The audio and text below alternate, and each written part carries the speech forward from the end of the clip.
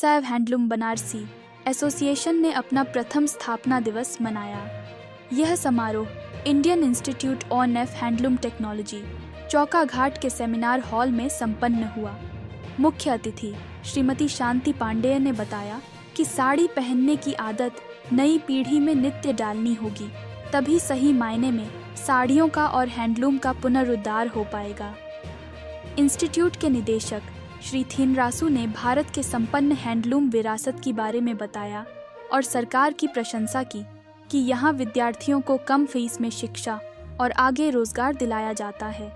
सहायक आयुक्त हैंडलूम अरुण कुमार ने भी हैंडलूम के उन्नयन के लिए हो रहे कार्यों के बारे में बताया।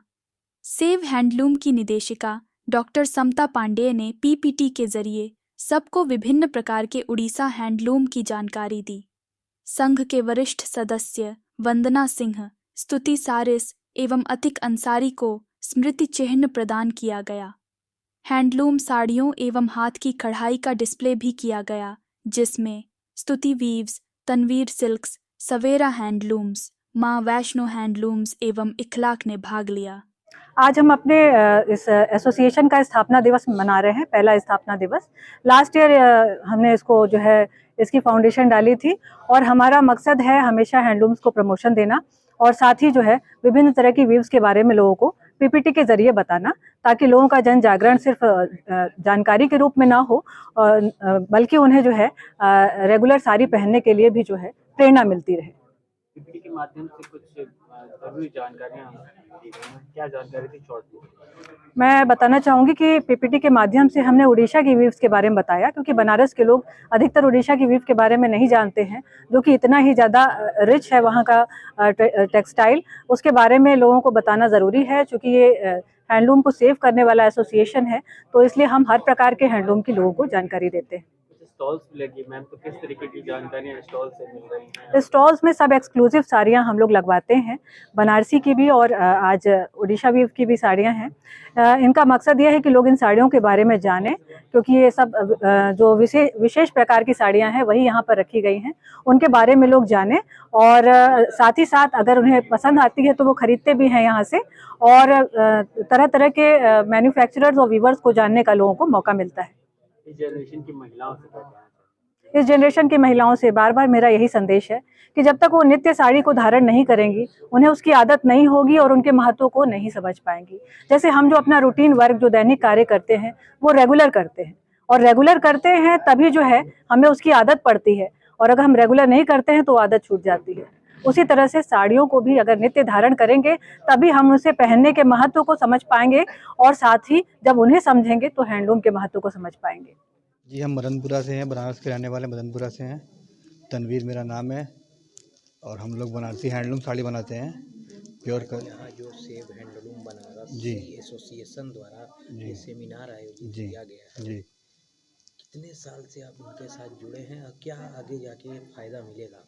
हम लोग तो इनसे काफ़ी सालों से जुड़े हुए हैं। ये एसोसिएशन बना है क्योंकि यहाँ पे हैंडलूम वीवर इतने कम हो रहे हैं, क्योंकि सबको काम चाहिए होता है। हम लोग काम दे रहे हैं मगर आगे से थोड़ा कुछ है, इसलिए थोड़ा वो हो रहा है।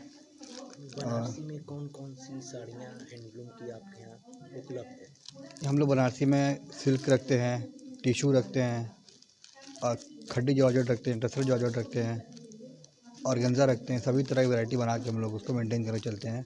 कुछ साड़ी सीजनल होती है, जैसे कोरा ऑर्गेन्जा होगी, वो गर्मी में चलती है। शिफॉन सालों साल चलती है, सिल्क सालों साल चलती है।